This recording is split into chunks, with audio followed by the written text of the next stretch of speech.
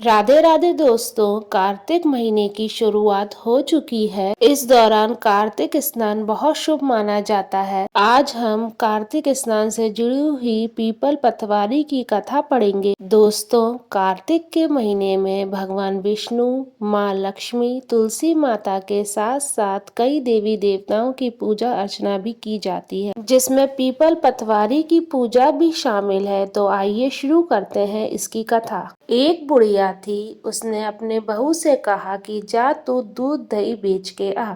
वे बेचने गई तो रास्ते में औरतें पीपल पतवारी सींच रही थी। उनको सींचता देखकर बहू ने पूछा कि तुम ये क्या कर रही हो। औरतें बोली कि हम पीपल पतवारी सींच रहे हैं, इससे अन्न और धन होता है, 12 वर्ष का बिछड़ा हुआ पति भी मिल जाता है। बहू बोली, ऐसी बात है, तुम तो पानी से सींचती हो, मैं दूध से सींचूंगी। गुजरी बहू रोजाना दूध दही बेचने नहीं जाती, वे रोजाना दूध को पीपल में और दही पतवारी में सींचती।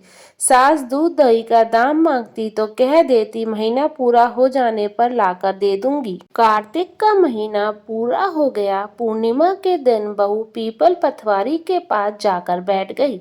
पतवारी ने पूछा, तुम मेरे पास क्यों बैठ गई? बहू बोली कि सास दूध और दही का दाम मांगेगी। पीपल पतवारी बोली कि मेरे पास क्या दाम रखा है, ये भरा डींडा पान पथूरा, इसको ले जा। बहू ने वही ले जाकर कोठरी में रख दिया और डर के मारे कपड़ा ओढ़कर सो गई। सास बोली, पैसे ले आई बहू? बहू बोली, कोठरी में रखे हैं। सास ने कोठरी खोल के देखी तो उसमें हीरे मोती जगमगा रहे थे। सास बोली, बहू इतना धन कहाँ से ले आई? बहू ने आकर देखा तो सच्ची में धन भरा हुआ है। बहू ने सास को सारी बात बताई। सास ने कहा, अब की कार्तिक मैं भी पतवारी सींचूंगी। कार्तिक आया, सास दूध दही तो बेच आती और हांडी धोकर पीपल पतवारी में चढ़ा देती।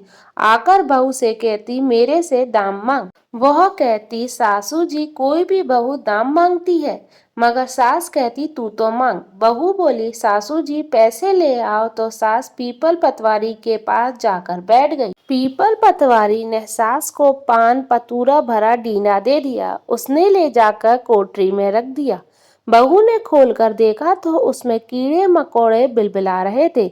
बहू ने कहा, सासू जी ये क्या किया? सास ने आकर देखा और बोलने लगी, पीपल पतवारी तो बड़ी दोगली है, इसको तो धन दिया और मुझे कीड़े मकोड़े दिया। तब सब बोलने लगे कि बहू तो सत की भूखी सींची थी, तुम धन की भूखी। हे पतवारी माँ, जैसा आपने बहू को दिया वैसा सबको देना, और जैसा सास को दिया वैसा किसी को नहीं देना।